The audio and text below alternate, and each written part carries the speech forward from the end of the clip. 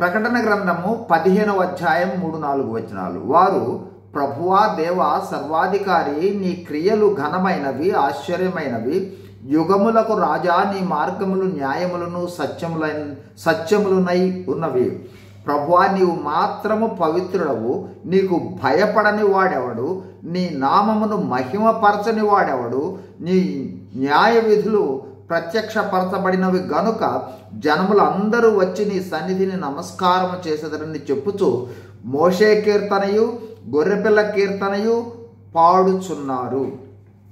యేసు ప్రభువు రహస్య రాకడ తర్వాత 7 సంవత్సరముల అంత్యక్రీస్తు పాలనలో మొదటి 3.5 సంవత్సరములు శ్రమలు అంటే ముద్రల తీర్పులు, బోరల తీర్పులను చూచాం.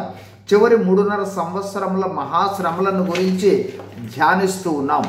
అందులో యోహాను చూచిన చివరి తెగుళ్ళు లేదా తీర్పుల దర్శనాన్ని ఈ అధ్యాయంలో చూస్తూ ఉన్నాం.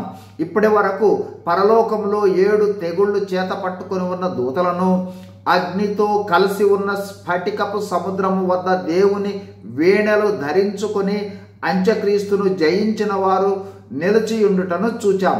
ఈ 4-5 వచనాలలో 1 వీరు అంటే శ్రమల కాలములో అంత్యక్రీస్తుకు లోబడక హతసాక్షులైన వారు లేదా జయించిన వారు.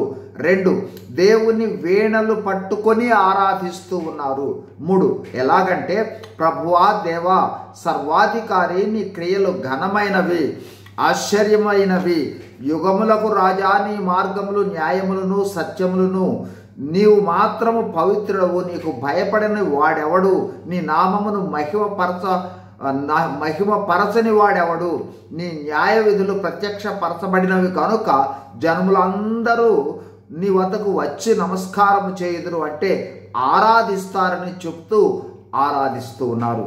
4 మరియు వీరు మోషే కీర్తనయు గొర్రెపిల్ల కీర్తనయు పాడుచున్నారు.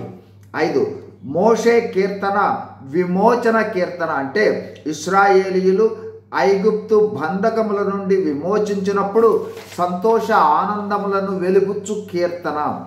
అదేవిధంగా 6 గొర్రెపిల్ల కీర్తన కూడా విమోచన కీర్తన అంటే మానవులందరినీ పాపము, వారి పాప దుష్ఫలితాల నుండి విమోచించుటను బట్టి సంతోష ఆనందాలు వెలుగుచ్చు కీర్తనే గొర్రెపిల్ల కీర్తన. ఈ 2 కీర్తనలు విమోచన కీర్తనలు లేదా గీతాలే. మిగిలిన వచనాలను గురించి తర్వాత వీడియోల్లో ధ్యానిద్దాం. God bless you. Thank you.